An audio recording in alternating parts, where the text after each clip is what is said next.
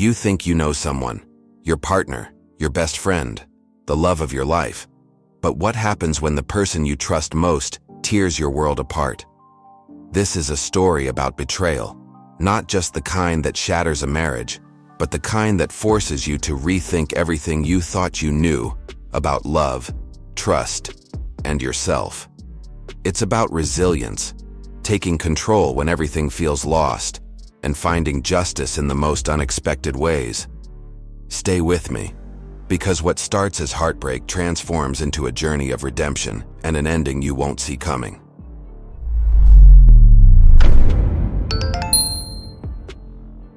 It was just another ordinary evening, at least that's what I thought. The kids were asleep and I was settling into my favorite chair, scrolling mindlessly through my phone. That's when I heard her phone buzz on the counter. Out of habit, I glanced over. A name I didn't recognize lit up the screen. The preview message was impossible to ignore. I can't stop thinking about last night. My breath caught in my chest. It was like the floor beneath me disappeared, leaving only a freefall of confusion and dread. What did this mean? Surely there was an explanation, right? My hands trembled as I reached for the phone, the weight of betrayal already pressing against my ribs. That one text shattered the illusion of the life I thought we had built.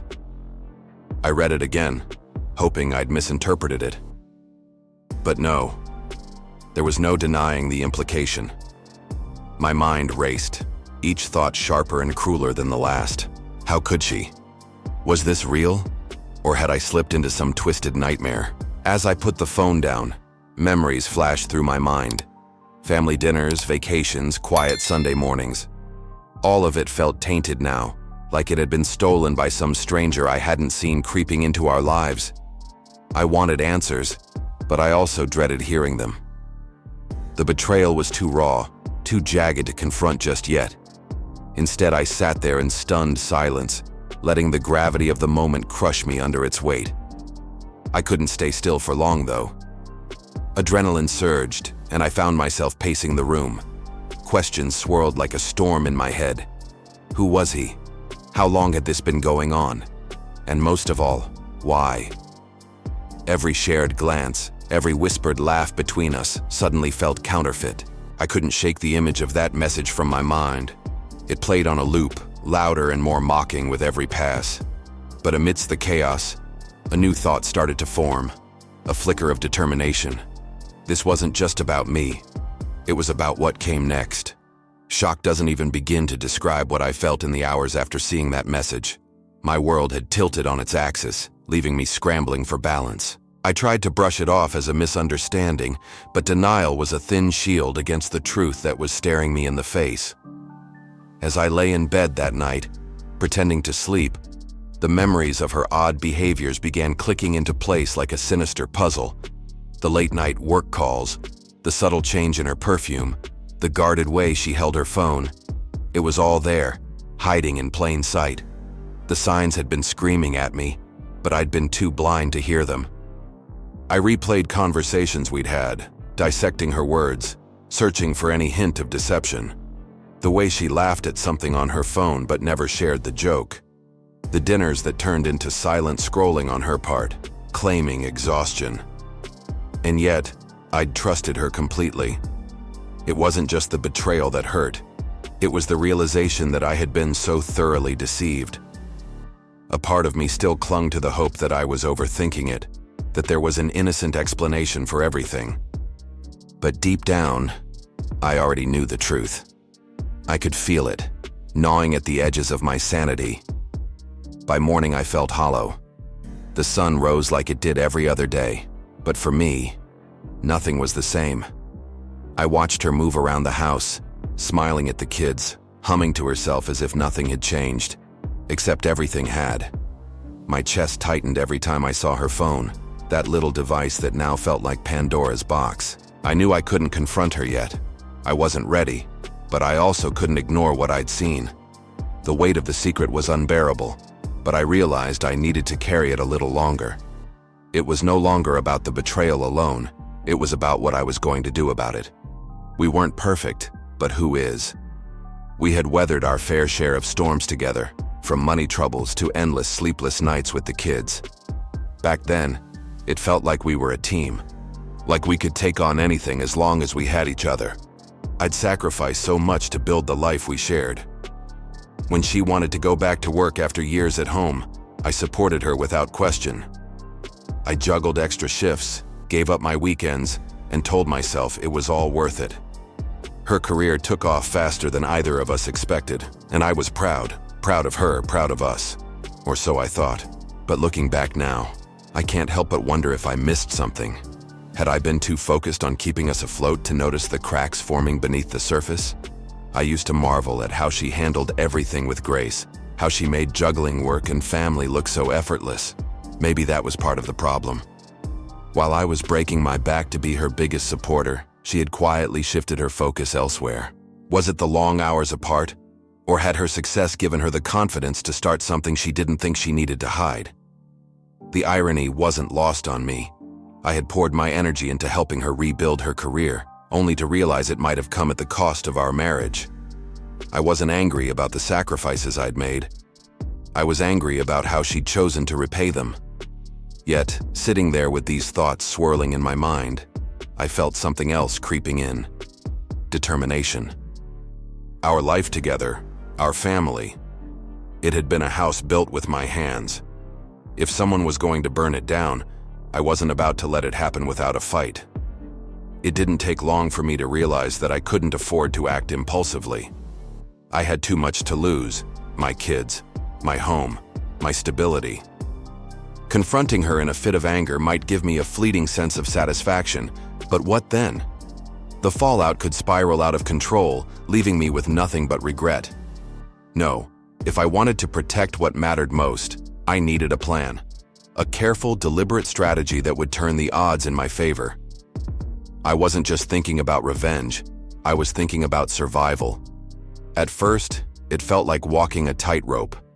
I had to act as though nothing had changed, even while my mind raced with scenarios of what could go wrong. Every glance at her, every interaction, became a test of my composure. But I knew that rushing into a divorce wasn't an option. The financial burden alone could ruin me, and the thought of losing precious time with my kids was unbearable. If I was going to do this, I needed to ensure I wasn't the one left scrambling in the aftermath.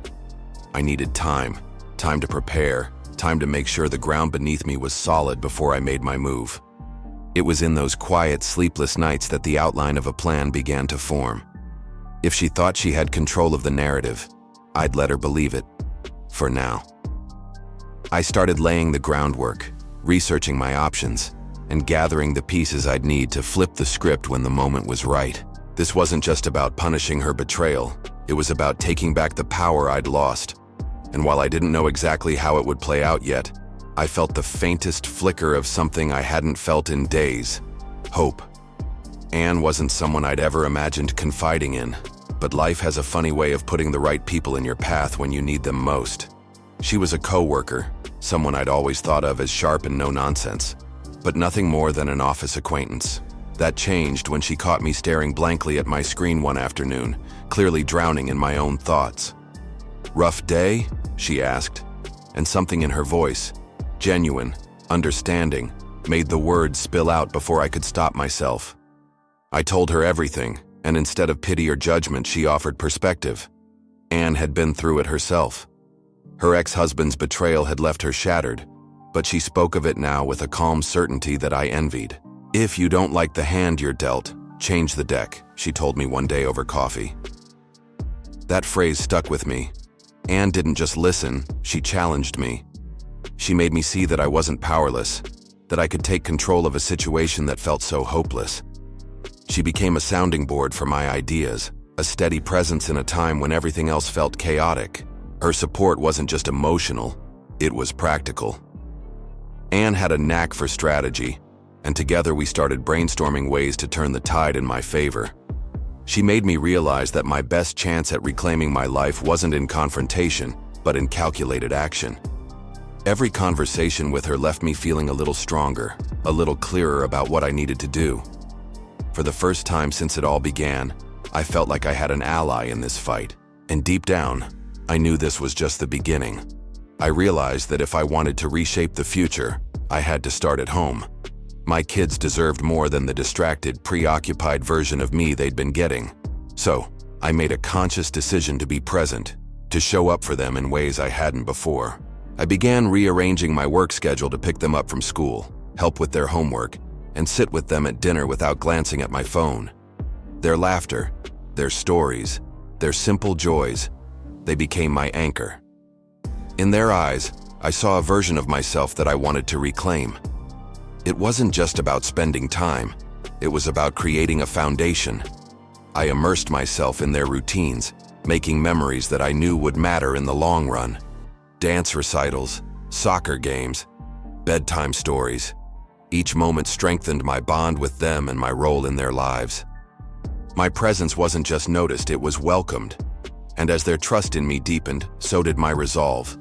If she was distracted elsewhere, fine. I'd focus on what truly mattered, being the parent they needed and the steady force they could rely on. In those moments, something shifted.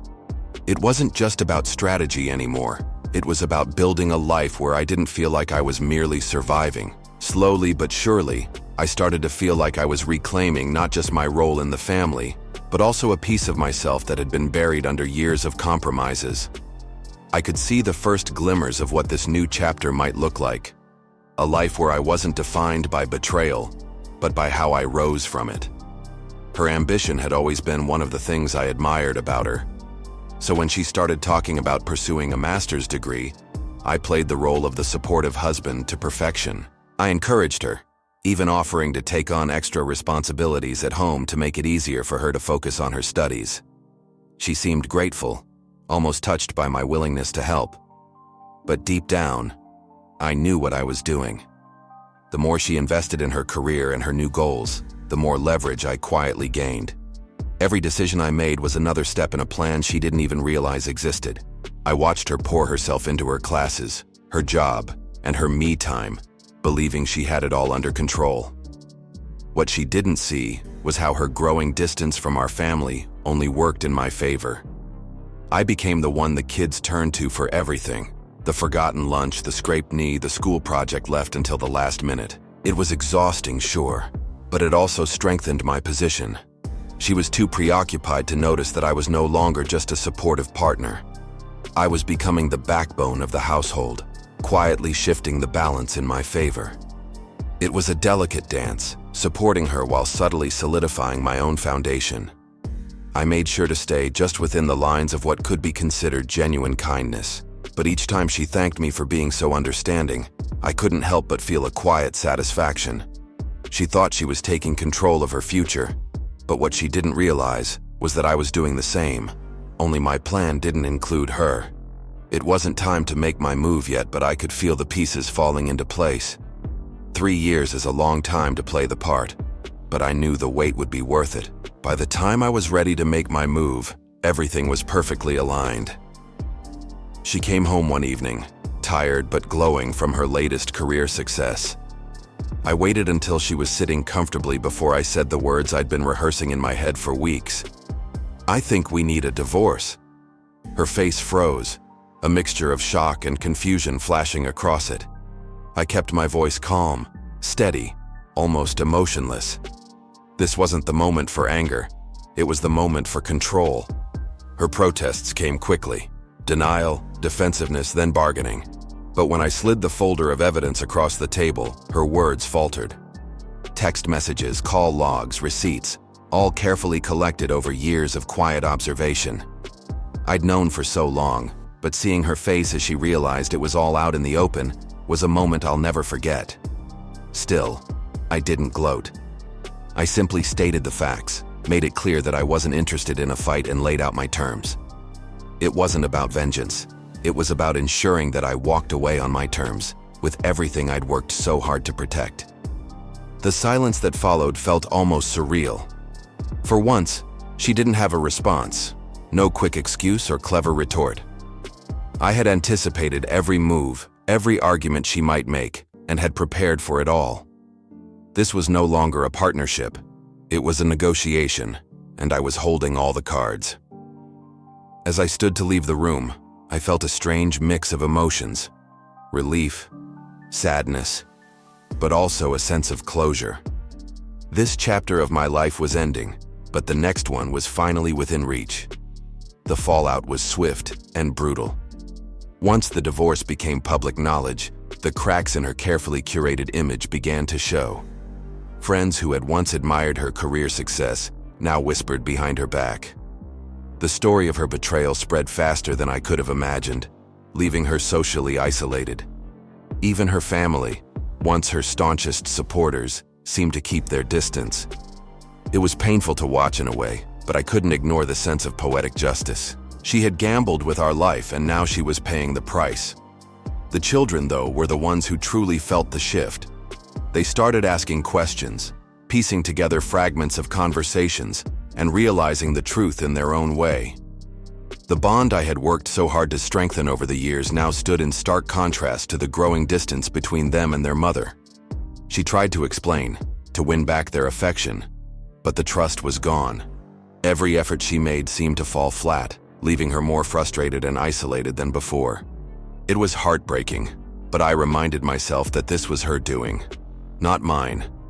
Her relationship with Per, the man who had seemed worth risking it all for, crumbled under the weight of reality. What had once been thrilling and forbidden now seemed hollow and exposed. Without the secrecy to sustain it, their connection faded quickly. She was left with nothing. Not the family she'd taken for granted, not the friends who once celebrated her success, and not the man she thought would be her escape.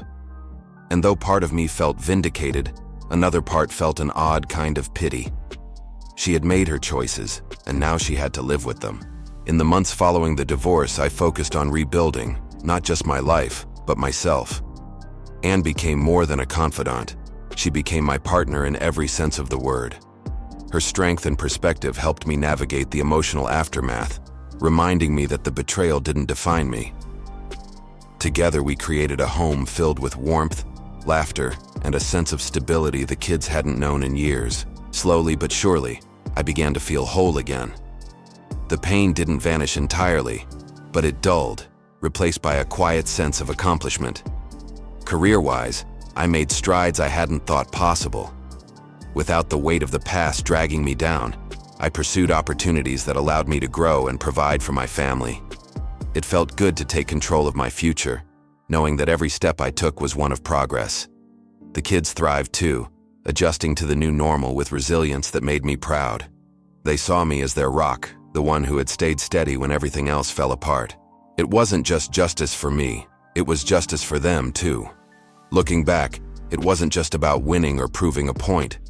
It was about finding peace and ensuring that the betrayal didn't leave permanent scars on our lives.